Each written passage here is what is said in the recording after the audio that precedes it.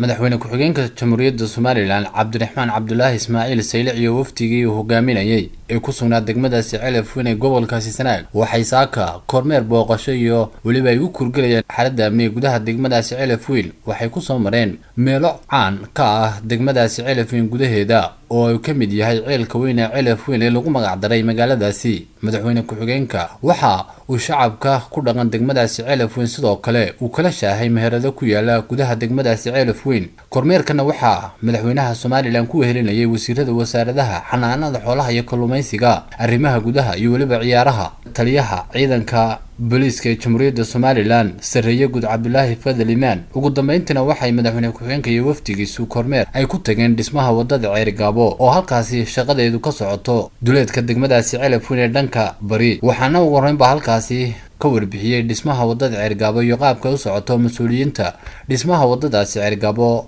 oo xilligaasi shaqada ku guda jiray geestooda waxa ay halkaasi ka hadlay wasiirada wasaaradaha ciyaaraha iyo arrimaha gudaha kuwaas oo dhamaantoodba ka sheekeeyay dhismaha wadada Ceerigaabo faa'iidada ay gobolkan ugu fadhido maranaga gudanayna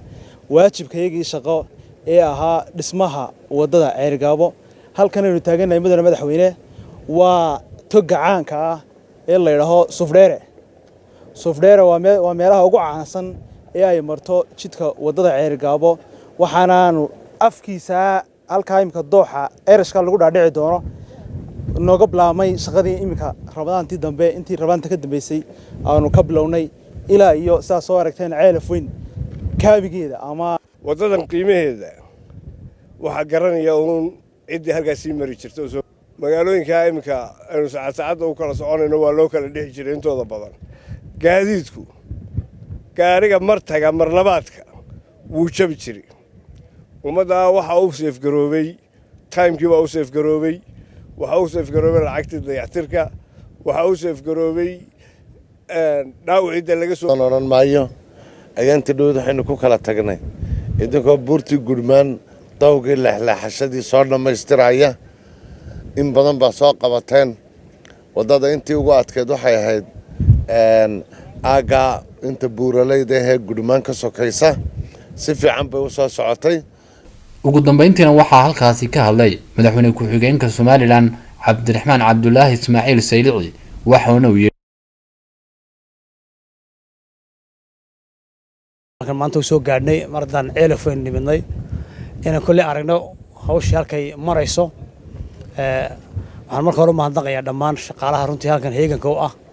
ee dabaysha iyo dhaxanta iyo cadceedda u jooga si hawshan u ful lahayd oo runtii muddo